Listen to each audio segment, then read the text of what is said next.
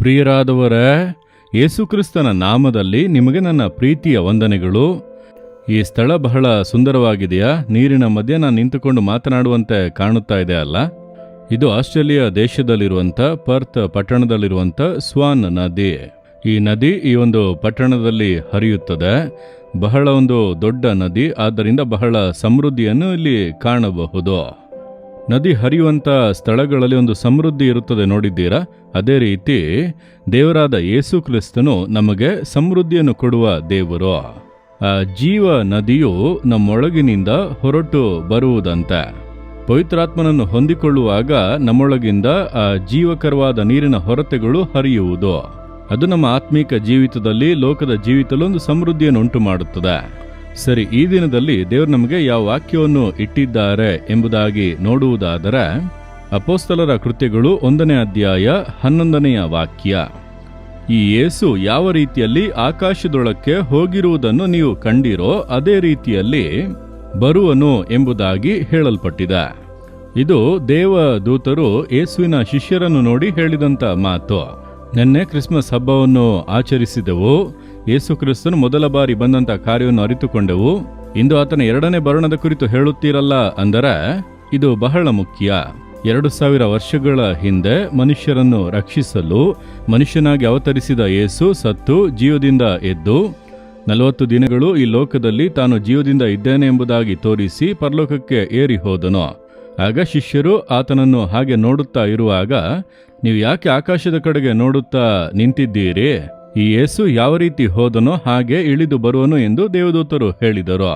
ಇನ್ನೊಂದು ಬಾರಿ ಯೇಸು ಮಗುವಾಗಿ ಬರುವುದಿಲ್ಲ, ಆತನು ಹಿಂತಿರುಗಿ ಬರುತ್ತಾನೆ, ನ್ಯಾಯಾಧೀಶನಾಗಿ ಬರುತ್ತಾನೆ, ನ್ಯಾಯ ವಿಚಾರಿಸುವವನಾಗಿ ಬರುತ್ತಾನೆಂಬುದಾಗಿ ವಾಕ್ಯ ಹೇಳುತ್ತದೆ. ಆತನ ಬರುಣದ ಕುರಿತಾಗಿರುವಂಥ ಗುರುತುಗಳನ್ನು ಆತನೇ ಹೇಳಿದನು. ಸತ್ಯ ವೇದದಲ್ಲಿ ಮತ್ತಾಯ 24ನೇ ಅಧ್ಯಾಯದಲ್ಲಿ ಹೇಳಲ್ಪಟ್ಟಿದೆ. ಬರಗಳು ಬರುತ್ತವೆ, ಅಂಟು ರೋಗಗಳು ಬರುತ್ತವೆ, ಭೂಕಂಪಗಳು ಬರುತ್ತವೆ, ಯುದ್ಧಗಳು ಬರುತ್ತವೆ, ಕ್ರೈಸ್ತರಿಗೆ ಉಪದ್ರವ ಉಂಟಾಗುತ್ತದೆ, ಸುವಾರ್ತೆ ತೀವ್ರವಾಗಿ ಸಾರಲ್ಪಡುತ್ತದೆ. ಇದೆಲ್ಲವೂ ಕೂಡ ಯೇಸುವಿನ 2ನೇ ಬರುಣದ ಸೂಚನೆಗಳು. ಇಂದು ಇದೆಲ್ಲವೂ ಕೂಡ ಲೋಕದಲ್ಲಿ ತೀವ್ರವಾಗಿ ನಡೆಯುತ್ತಾ ಇರುವುದನ್ನು ಕಾಣಬಹುದು. ಯುದ್ಧಗಳು ನಮ್ಮ ಸುತ್ತಲೂ ಪ್ರತಿನಿತ್ಯ ಯುದ್ಧವು ನಡೆಯುತ್ತಲೇ ಇದೆ. ಯುದ್ಧದ ಸುದ್ದಿಗಳನ್ನು ಪ್ರತಿನಿತ್ಯ ಕೇಳುತ್ತಲೇ ಇದ್ದೇವಲ್ಲ. ಬರ, ಅನೇಕ ದೇಶಗಳಲ್ಲಿ ಬರ, ಅಂಟು ರೋಗಗಳು, ವಿಧ ವಿಧವಾದ ಅಂಟು ರೋಗದ ಬಾಧೆಗಳು, ಭೂಕಂಪಗಳು, ಅದರಿಂದ ಉಂಟಾಗುವ ನಾಶನಗಳು, ಹೀಗೆ ಪ್ರಕೃತಿಯಿಂದ ಉಂಟಾಗುವಂತ ವಿನಾಶಗಳನ್ನು ನಾವು ನೋಡುತ್ತಾ ಇದ್ದೇವೆ. ಕ್ರೈಸ್ತರಿಗೆ ಎಲ್ಲ ದೇಶಗಳಲ್ಲಿ ಕೂಡ ಉಪದ್ರವ, ಇದುವರೆಗೂ ಇಲ್ಲದೇ ಇರುವಷ್ಟು ಮಟ್ಟಿಗೆ ಉಪದ್ರವಗಳು, ಇದೆಲ್ಲ ಸತ್ಯವೇದದಲ್ಲಿ ಬರೆಯಲ್ಪಟ್ಟಿದೆ. ಆದ್ದರಿಂದ ಯೇಸು ಕ್ರಿಸ್ತನು ಹಿಂತಿರುಗಿ ಬರುವಂತ ಸೂಚನೆಗಳು ನಮ್ಮ ಸುತ್ತಲೂ ನಡೆಯುತ್ತಾ ಇದೆ. ಬೇಗನೆ ಆತನು ಬರಲಿದ್ದಾನೆ, ನ್ಯಾಯಾಧೀಶನಾಗಿ ಬರಲಿದ್ದಾನೆ. ಯೇಸುವಿಗೆಂದು ಬಾಳುತ್ತಾ ಇರುವಂತ ದೇವ ಜನರು ಉಪದ್ರವಗಳು, ಕಣ್ಣೀರು, ಕಷ್ಟಗಳಿಂದ ಬಿಡುಗಡೆಯಾಗಿ ಯೇಸುವಿನೊಂದಿಗೆ ಸಂತೋಷವಾಗಿರಲಿದ್ದೇವೆ. ಪಾಪದಲ್ಲಿಯೂ ದುಷ್ಟತನದಲ್ಲಿಯೂ ಅನ್ಯಾಯವಾಗಿ ಬಾಳುತ್ತಾ ಇರುವವರು ನ್ಯಾಯ ತೀರಿಸಲ್ಪಡುತ್ತಾರೆ. ನೀತಿಯ ನ್ಯಾಯಾಧಿಪತಿಯಾಗಿ ಆತನು ಬರಲಿದ್ದಾನೆ.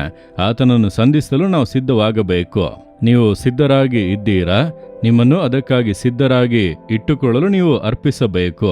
ನಮ್ಮ ಆತ್ಮ, ಪ್ರಾಣ, ಶರೀರ ಯೇಸುಕ್ರಿಸ್ತನ ಬರೋಣದಲ್ಲಿ ದೋಷ ಇಲ್ಲದ್ದಾಗಿ ಕಾಣಲ್ಪಡಬೇಕು. ಹಾಗಾದರೆ ಆತ್ಮ, ಪ್ರಾಣ, ಶರೀರದಲ್ಲಿ ಒಂದು ಪರಿಶುದ್ಧತೆ. ಅದಕ್ಕೆ ನಮ್ಮನ್ನು ಅರ್ಪಿಸಿ ಯೇಸು ಬರಲಿದ್ದಾನೆ, ಆತನನ್ನು ಸಂಧಿಸಬೇಕು, ಆತನೊಂದಿಗೆ ಪರಲೋಕಕ್ಕೆ ಹೋಗಬೇಕು ಎಂಬುದಾಗಿ ನಿಮ್ಮನ್ನು ಅರ್ಪಿಸಿ ಸಿದ್ಧ ಮಾಡಿಕೊಳ್ಳಬೇಕಾದಂಥ ಒಂದು ಕಾಲ ಇದು. ಆದ್ದರಿಂದ ಇಂದು ದೇವರನ್ನೋಡಿ ಹೇಳಿರಿ, ನಿಮ್ಮ ಬರೋಣದಲ್ಲಿ ಕಾಣಲ್ಪಡಬೇಕು. ನಾನು ಆ ಪರಲೋಕ ಭಾಗ್ಯವನ್ನು ಕಳೆದುಕೊಳ್ಳಬಾರದು. ನನ್ನ ಆತ್ಮ, ಪ್ರಾಣ, ಶರೀರವನ್ನು ಪರಿಶುದ್ಧಪಡಿಸಿ ಎಂದು ಕೇಳಿರಿ. ಆತನೇ ನಿಮ್ಮನ್ನು ಪರಿಶುದ್ಧಪಡಿಸಿ ಆತನೇ ತನ್ನ ಬರೋಣಕ್ಕೆ ನಿಮ್ಮನ್ನು ಸಿದ್ಧ ಮಾಡುವನು. ಹಾಗೆ ಪ್ರಾರ್ಥನೆ ಮಾಡಿರಿ, ದೇವರೇ, ನೀವು ಬೇಗನೆ ಬರಲಿರುವುದಕ್ಕಾಗಿ ಸ್ತೋತ್ರ, ನ್ಯಾಯಾಧೀಶನಾಗಿ ತೋರ್ಪಡುವುದಕ್ಕಾಗಿ ಸ್ತೋತ್ರ. ನಮ್ಮ ಕಣ್ಣೀರನ್ನು ಒರೆಸಿ ಈ ಲೋಕದ ವೇದನೆಗಳಿಂದ ಬಿಡುಗಡೆ ಕೊಟ್ಟು ಪರಲೋಕದಲ್ಲಿ ನನ್ನನ್ನು ನಿತ್ಯವಾಗಿ ಬಾಳುವಂತೆ ಮಾಡುವುದಕ್ಕಾಗಿ ಸ್ತೋತ್ರ. ನಿಮ್ಮನ್ನು ಸಂಧಿಸಲು ನಾನು ಯಾವಾಗಲೂ ಸಿದ್ಧವಾಗಿರಬೇಕು. ಅದಕ್ಕೆ ನನಗೆ ಕೃಪೆ ಕೊಡಿ.